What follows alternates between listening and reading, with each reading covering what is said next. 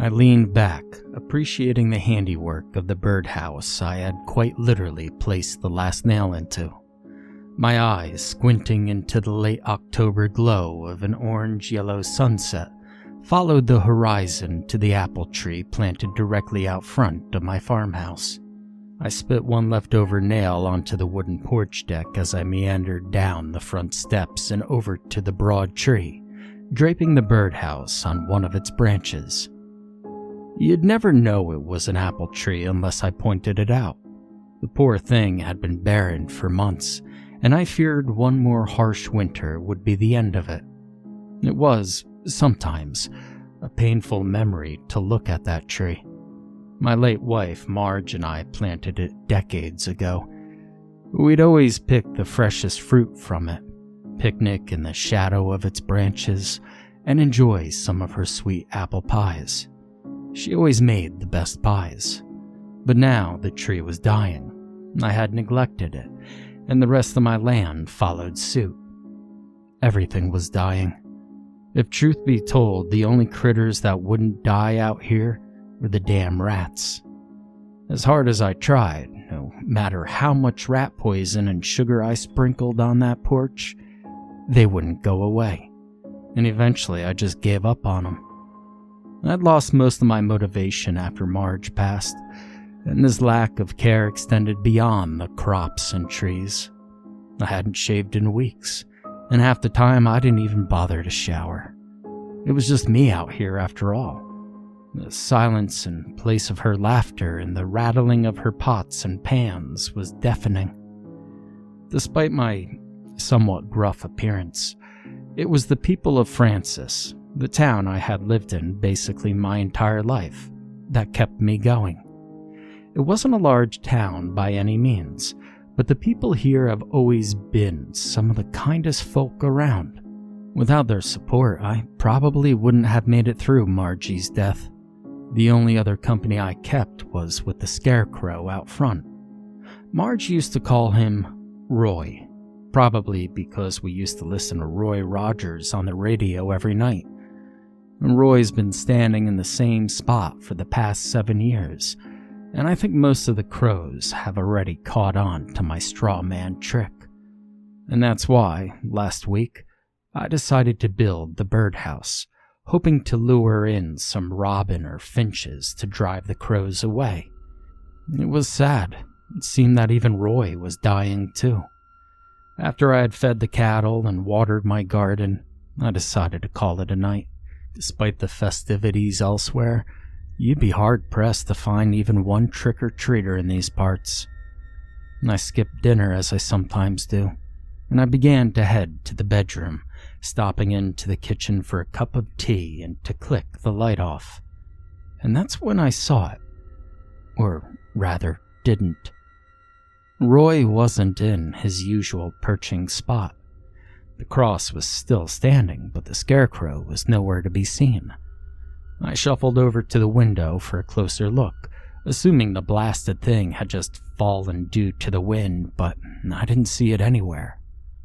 And then there was a knock on the door. I was hesitant at first. Who in their right mind would come here at 9:30 at night? Surely no kids from town. I doubt there even are kids in this town. "Who is it?" I said, pressing my ear against the wooden door. No response. "Look, I don't want any trouble. If there's some kids out there, you best be heading home. I don't have any candy. Sorry." Nothing. But then the knocking came again, and it was louder this time. Finally and frustratedly, I pulled open the door with a squeak, and standing in the doorway was Roy. He was standing all by his lonesome, a dead look still in the buttons he donned as eyes. Beneath his sack-covered face, a faint mumbling pushed through the fabric. I fumbled back in shock and watched as the scarecrow dragged itself into my house. I would have said something to it, but no words choked from my lips, which were now dry and quivering. As the scarecrow flopped into the kitchen, I could hear the rattling of drawers and bowls, some crashing on the floor. before a voice echoed from behind the wall. Much better," it said in a relieved, raspy tone, as the muffled, hobbling sound of straw-filled legs pattering across the wooden flooring approached the doorway. In stepped the scarecrow, the stitching on its mouth now cut open by one of Marge's kitchen knives. Its mouth was formed into some sort of smile. As it stepped closer, I stepped away. "I thought this would be a familiar and more comfortable form to approach you with, Peter." The thing read me like a book with those black button eyes. It could tell I was panicked. There's no need to be afraid, but I guess this form was a bit anomalous. Hindsight's always 20/20, so please forgive me if I startled you. The scarecrow hobbled back into the kitchen, and after but a moment, a familiar face emerged holding a cup of tea. I must have cried before becoming hostile and angry. It was Marge. I recognized her the instant we locked eyes. Something within me brought me to tears, but I hastily snapped from my loving gaze, wiping a tear from my face. That wasn't my wife. "You aren't my wife," I sternly said. Whatever was wearing my wife's face couldn't hide its regret, now plastered across it. "Oh, well, that's just great. I always try to keep from scaring people, but it seems in my efforts I always become more frightening," it said in my wife's voice. "You humans are a complex breed." My wife's face began to rot, her flesh slipping off the bone. Her eyes started sinking back into her skull before her clothes were drained of all color, eventually turning black as the night sky. Her now black garment flowed longer, and eventually it touched the ground. Her hands dried up around the cup of tea, leaving nothing but bone behind. And that's when the true nature of the presence made itself known. It was the Reaper. My back hit the wall as I shook in my boots. I didn't believe that this thing even existed, but here it was, standing in my living room. It was difficult to get a good look at, but it was the Reaper, a skeleton shrouded in a dark robe, now holding a scythe that touched the ground.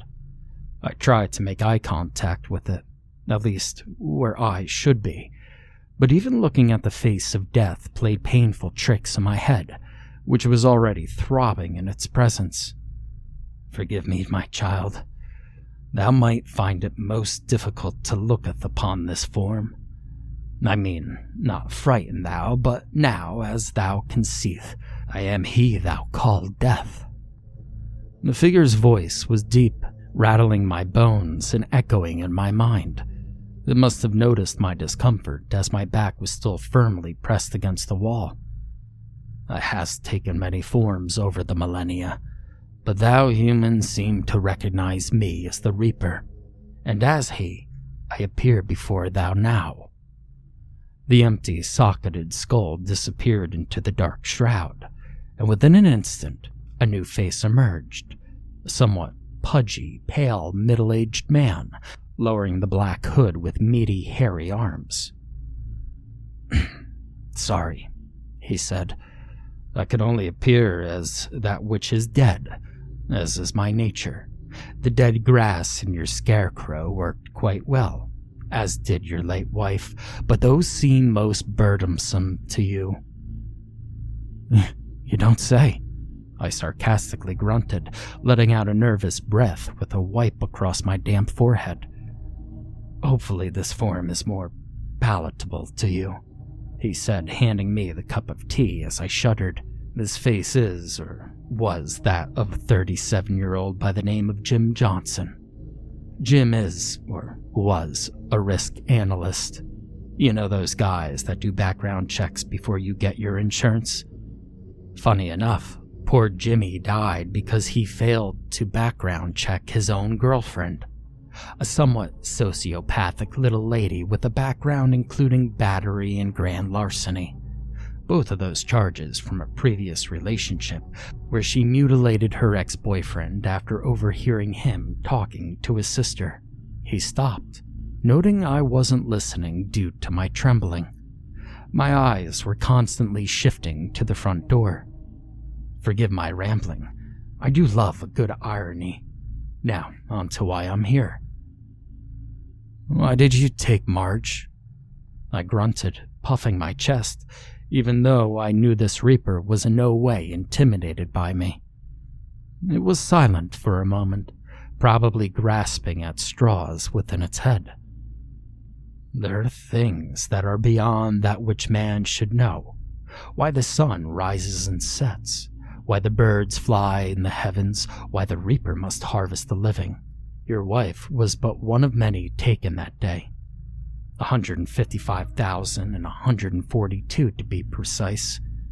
Her death wasn't personal, I assure you, but rather a part of a bigger plan, that which neither you nor I can see. My only purpose is to collect those who have been selected, harvest the ripening crops. How the wheat is separated from the chaff is not my duty, nor is it my duty to select or ripen the crops. But you took her. You could have let her live. No, it spoke. I cannot tamper with the harvest. Many have tried to interfere, but their efforts were in vain. How? I said. The pudgy man's face, or whatever was underneath it, dryly chuckled to itself. You humans are so strange with your fascinations and celebrations. Well, tonight, for example, has always been somewhat of an honorary birthday for me, I suppose. It's your birthday? I asked. Confusion now spread across my face as I took a sip from the cup. Well, heavens no, but surely if they could celebrate the birth of the Nazarene in December, they can observe my presence in October. Your presence? Halloween, as you call it, has always been about me. Humans love to test that which they do not understand. And before your generation, the Samhain was offered up as a night for me. Some even thought they could bribe the Reaper, offering their livestock and their children to stop the harvest. The Reaper shook its lowered head. So what do you want then? I said. You gonna kill me? The Reaper laughed again, deeper this time. Well, you would think that, wouldn't you? I mean, after all, why else would the Grim Reaper come knocking at your door?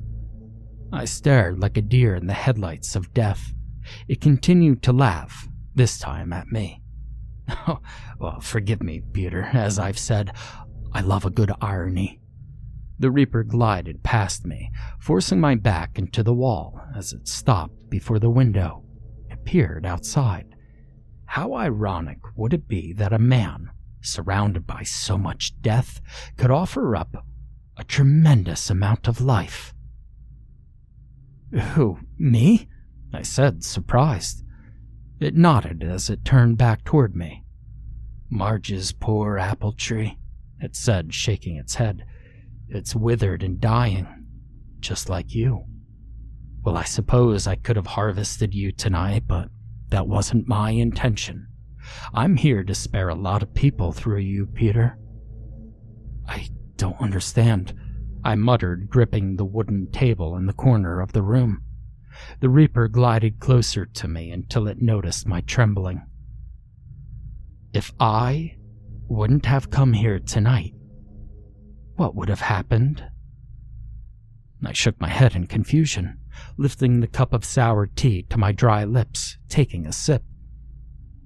You would have gone to bed, probably for but a few small hours, before waking in a hot sweat. You pour yourself your nightly tea and step out onto the porch, but you would have forgotten the nail you spat onto it. Remember? The Reaper raised a now skeletal hand, pinching the nail I had clenched in my mouth an hour or so earlier. You would have stepped on this, and it would have hurt like hell, but you wouldn't have gone to the doctor, would you have? I began to contemplate the scenario within my mind. Of course you wouldn't have, Peter." The Reaper pointed to my scruffy, unkempt face. "Well, you stopped caring about yourself the day Margie couldn't anymore. So why start?" My brows furrowed at the Reaper in confusion. It could tell I wasn't grasping its hypothetical story. "Forget my ramblings, I assure you this all has a point." "Get to it," I said sternly. "If you would have stayed home, which you would have, the infection from the nail would have killed you, Peter." "What?" I said, my brows furrowed. "Well, not initially, but after 3 weeks you would have suffered from enough severe tetanus that you would have died. Mostly extreme muscle spasming in the neck and mouth. They call it lockjaw." "Wait, are you saying this would have happened?" I sputtered. "Well, it's rare, but in your case, yes." "And you could see that?" The figure laughed at me in a condescending tone. "I am death. I could see all possible outcomes of mortality so I could plan accordingly for the harvest." "So I would have died had you not come here tonight?" It laughed again, this time more of an ironic chuckle.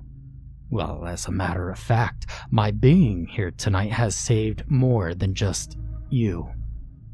I swallowed down a cough before sitting down in an old squeaky wooden chair, resting the cup of tea on a nearby table. "You see, if you would have died, Peter, you wouldn't have been able to send that little letter of yours." "What letter are you talking about?" I barked, leaning forward with a creak. Don't be coy, Peter. Second drawer down in the kitchen? Well, don't tell me you didn't forget." I stood up, still trembling, and speedily tread into the kitchen, yanking the second drawer open. He was right. My letter to Dr. Farrow was resting atop some old cookbooks. I had forgot I'd written the damn thing in the first place. "He needs it," Death said, his voice echoing from the living room. "Sometimes it's remarkable what a mere scribble of good tidings can do for the soul." I paced back into the kitchen, still clutching the letter in my hand. After what happened to Marge, Dr. Farrow felt he wasn't an adequate medical doctor. 5 years in a medical school and 12 years of practice, and for what? And this wouldn't have been the first time I had harvested one of his patients either. No. He's knocked on my door many times, but this time it finally dawned on him. It was as if what his father used to say was finally spoken into existence. "Which was what?" I said, now grasping at straws myself. "Which was that Keith, or rather Dr. Farrow, would never amount to anything. I mean, sure, a degree gets you the title, but what good is that without natural-born talent? At least, that's what his father would say." I glanced down at the letter, reading the sorrowful etching of his name on the envelope.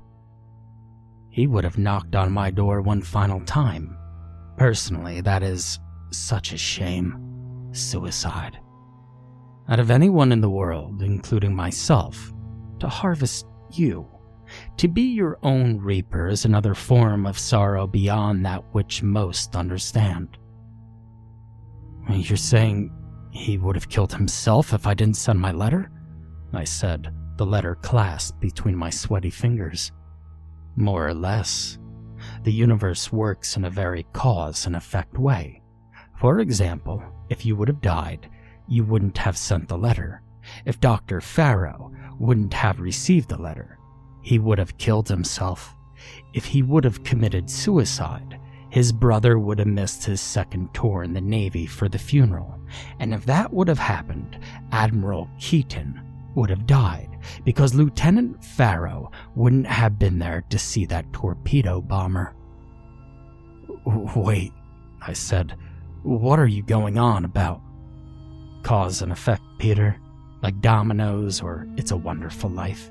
Well, you've seen that film, haven't you?" I nodded. "I know you have," Death said. "You and Marge used to watch that every Christmas Eve." Death paused, looking at me, forcing my eyes to the wooden floor. Did you know that movie almost didn't happen? I mean, hell, everybody loves Jimmy Stewart, but if it wasn't for him quitting the Air Force, he wouldn't have made all those films. He would have died? Death nodded in response. Well, you'd be amazed at what a small harvest can do, even just the death of one person. Like Marge's step-uncle, Harry. If he hadn't been harvested 2 days before she was supposed to leave for the University of Utah, she would never been in the post office the day you two met. Love at first sight, I take it. That was a coincidence, I said.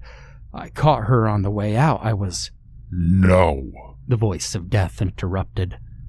There are no coincidences. You were running late because your truck stalled out on State Road 32. You couldn't get it repaired that day because Louis, your mechanic, had a family emergency. Remember?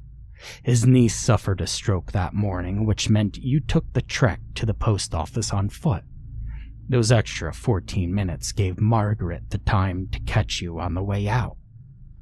Death drummed his fingers along the dusty windowsill, wiping the dust from the tips of his flesh-covered fingers. If death results in any action or reaction, I can see it. Something as simple as missing the bus could result in another world war, and trust me, you don't want to know how close your species has been to that. I rubbed my hair-speckled chin with my free hand, trying to sift through everything Death had told me. Dear Dr. Farrow, Death began, these last few months have been nothing but desperation without my Margaret. And somehow I keep on living knowing she's in a better place. She would have wanted me to thank you, not for anything else, but for trying. You gave us hope. That's enough, I snapped, wiping another tear from my red face, letting out a dry cough and dampening it with tea. Death slowly glided toward me. I hadn't the energy to recoil in fear any longer. He bent down and kneeled before me. Without you, your letter, your world would have been thrust into the biggest, most bountiful harvest ever. What do you mean? I whispered under my breath. Let's just say that Admiral Keaton needs to live. Without Lieutenant Farrow to protect him, he would have died, and Farrow wouldn't have been on tour with a funeral to attend. A funeral only you could have stopped, Peter. You in that letter of yours. I looked down to the somewhat crinkled letter, then back up to Death. As much as it throbbed, somehow what he said finally made sense in my mind. That is, of course, if you'd be alive to deliver it. I froze, confused by a tingling sensation in my neck on account of the Reaper's changing tone. What are you getting at? The Reaper chuckled to himself. This time it was a laugh of malice. Cause and effect, Peter. I stood, my knees buckling as I let out an exasperated cough. You said you came here to save me. Save more than me. Yeah, about that. Death grinned. I lied. I stopped myself from stepping any further, my knees jittering. I braced myself for another cough, peering at the Reaper through watery eyes. But the nail, you said if I stepped on it. I was just pulling stuff out of my ass, Pete. Come on. Do you really think that the Grim Reaper would want to help people? Please. And to think I was nervous about my impression. Impression? I coughed. The Reaper, rolling up his cloak sleeves, revealed a darkly tinted suit beneath as he grinned at me through now polished teeth. Yes. Do you like it? He gleamed. I'm going for that old English feeling. Like the King James. Gotta stay in character while sporting your Halloween costume, eh? What are you talking about? I choked. Do I have to spell it out for you, Peter? He groaned, rolling his eyes. You get the honor of spending Halloween with the Prince of the Power of the Air. the father of lies, and you can't even bother to keep up? Oh, shame on you, man. I fell to the ground, gasping for breath. I could sense he was approaching, the clicking of polished shoes making their way across wooden flooring. I could hear him laughing, the bellowing voice of the Reaper now replaced with a smooth, confident tone. I lifted my head, but with one cough, I dropped to the floor, spattering blood from between my teeth. Well, you know, Peter, you really shouldn't be leaving your rat poison out in the kitchen. Marge always warned you of these things. You never know when some clever, handsome, little devil might, well, I don't know, pour some in your nightly tea. I spit more blood, mixed with the bubbling of foam from out my mouth onto the floor. The letter, wedged between my convulsing fingers, was yanked from my hand. I could hear it being torn open. Oh, where was I? Oh, yeah, his voice said. You gave us hope, and I know one day I'll see my blessed bride again. Signed, sincerely, Peter. The voice cackled. I've got some good news for you, Pete. You're about to get your wish. After all, it's Halloween. Why not have a little treat with your trick? I lifted my head with the remainder of my strength. In the shadow of the glowing moonlight cast from the window, I could see a figure standing over me, adorned with horns and a proud posture. My head fell against the cold wooden floor as I tried to cry out for someone, anyone, but I knew no one could hear me. With a final breath, just as the moonlight turned to blackness, I could hear one final message from the visitor, a sly wink within his voice. Happy Halloween, Peter.